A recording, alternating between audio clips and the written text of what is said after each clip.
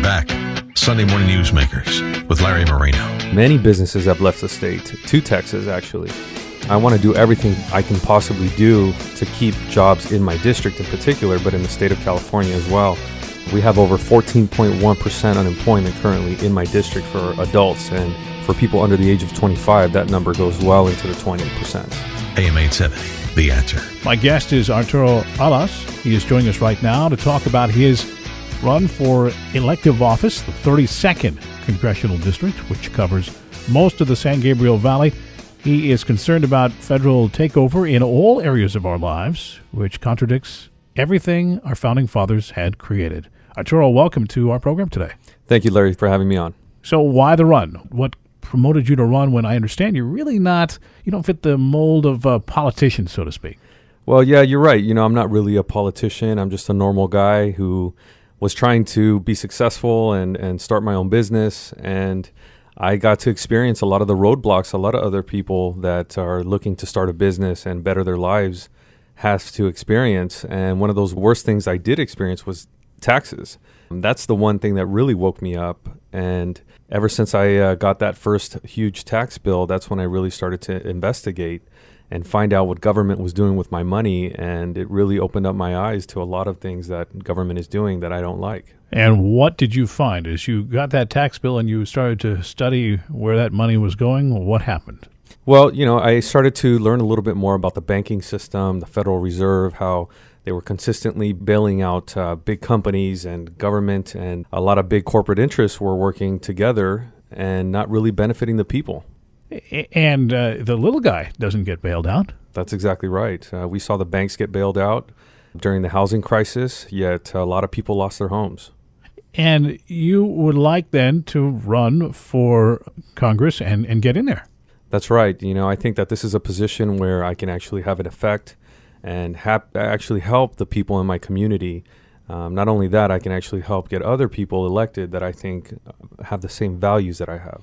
Give us a couple examples of some of the issues that kind of back up this point about, government in your community. I know the sriracha plant in Irwindale was a story that we covered quite a bit here on the radio, and some of the community didn't like the smell. Certain government people started saying, let's, stand up for them. Others didn't.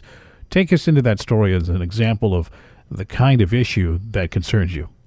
I noticed that a company in my district, Hoi Fong Foods, they make sriracha the hot sauce, was getting what seemed like to me bullied by local government. And before I actually decided to do anything about it, I decided to take a tour of the plant and see for myself if there was a smell out there before I even opened my mouth. And after taking a tour, this plant was, to me, a modern marvel.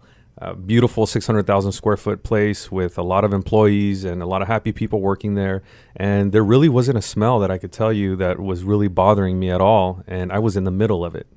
The one thing that I did get an opportunity to do is talk to the owner, David Tran, who at the time was being solicited by a lot of different states and cities to take his business. And I asked him and I told him, please stay and fight this. Obviously, there's not a smell issue. Air Quality Management Control said that there was no violations.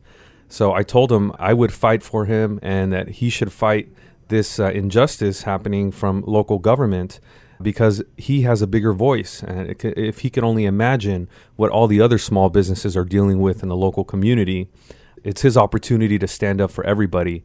And we can set a precedent and let local government know that their power comes from the people, the consent of the governed. And that was my biggest purpose of having this protest, is to have them realize again that the power lies amongst the constituents. And that, I think, was the biggest victory of all, that the community realized that their voice can be heard if they stay involved and hold these people accountable. Yeah, I remember that story, and I remember how there was some lawmaker from Texas trying to lure them away if they weren't going to be able to do that here. And we have a track record of making it tough, don't we, for businesses to want to stay here. That's exactly right. I mean, right before all of this started getting really popular in the news, we had just heard about Toyota leaving the state. And many businesses have left the state, to Texas, actually. And I want to do everything I can possibly do to keep jobs in my district in particular, but in the state of California as well. We have over 14.1% unemployment currently in my district for adults, and for people under the age of 25, that number goes well into the 20%. We're talking with a candidate for the 32nd Congressional District, which covers most of the San Gabriel Valley. Share with us your website as people follow along. How can they learn more about you? They can visit my website at electalas.com. That's ALAS. Arturo Alas is with us in studio. Tell me about your campaign. Your opponent reportedly has some cash in the bank. Public records show that you don't. Can you win?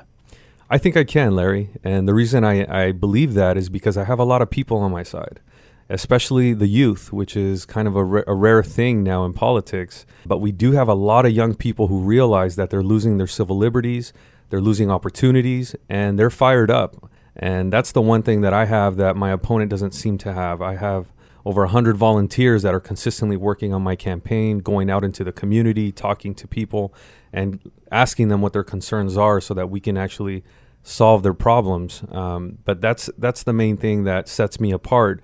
And I think that with all this help and young people involved in my campaign, I can actually have a great shot of winning. There's a lot of talk about party titles and whether or not candidates are running away from identifying with the party. How do you see that issue?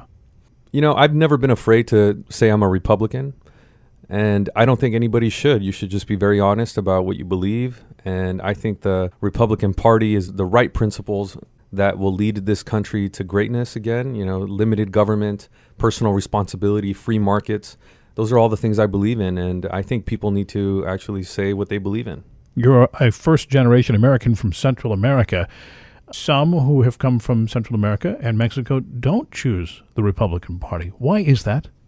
You know, I think it's a marketing issue. You know, a lot of the media seems to be one-sided, and I think on a very basic level, people think democracy, they think Democrat, and a lot of times it's as simple as that. But I think that the Republican Party really hasn't done a good job of going into the minority communities, and that's something that I've made it a focus of my campaign.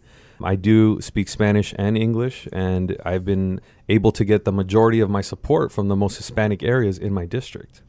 One of the more contentious issues that some are rallying to deal with, others not to deal with, is immigration. What is an issue, or what is a way to approach this issue that Republicans can win? You know, I think we need to show that we care. You know, this is not about being uncaring, being unfair. This is about having a system that works for everybody, for citizens, for immigrants, trying to come here to improve their lives. You know, as a young man, I had the opportunity to live abroad, and it really opened up my eyes to the situation that a lot of people have to live with in these other countries. So I think that it's a situation that we need to deal with. It's not something we should shy away from. You know, the rule of law is very important, and I think right now with an administration that picks and chooses which laws they want to enforce, we're setting a bad example or a precedent to the people who want to come here legally. And a lot of times our system, in my opinion, is broken. I feel is broken when people have to wait 5, 10, 20 years and spend thousands of dollars when they only make about $5 a day. You're disincentivizing people from coming here the legal way. So I think we need to reassess that policy. We need to make it better, more streamlined, and we need to make it in tune with our needs here, economic needs here in the country.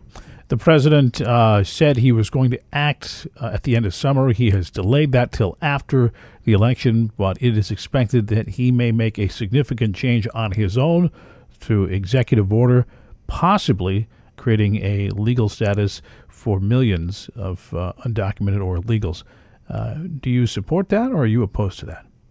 You know, I'm opposed to that. I think that the first step is going to have to be to protect our borders, seal our borders, make sure that those are the number one priority, because if we don't have that, we don't have any real lasting solution. Everything else is just a Band-Aid. You know, I think that he needs to focus on, number one, the border, number two, the policies behind the actual immigration policies that we do have currently in place. And then when the people that are here, the over 11 million undocumented people that are here, we need to look at and see who has a criminal record. We need to deport them immediately. And the people that are here that are not dependent on government in any way, shape, or form, that are looking for a better life, we need to find a way that we can give them an opportunity to go through the legal process of becoming a citizen. Arturo, give us a little bit about your background. You say you're not a poli-sci major, you're not a lawyer. What has been your background? Well, right out of high school, I got a scholarship to Sonoma State to play soccer. And after 1 year, I got the opportunity to live abroad and play soccer professionally. And I lived in Mexico, I lived in Central America, El Salvador, and I also lived in Santiago, Chile. And that's where I feel like I got a different sort of education, where I got to learn about a lot of different cultures and the way that their systems work. But it really gave me an appreciation of what we have here in the United States. Coming back at the age of 22, 23, I decided I wasn't going to be a millionaire playing soccer. So I decided to start my own career, and I started in life insurance sales. And then from there, I got into real estate, started my own business, buying properties, fixing them, selling them.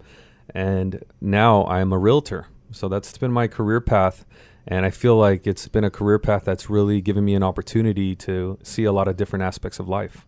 Final 30 seconds. Let's share a message to our listeners.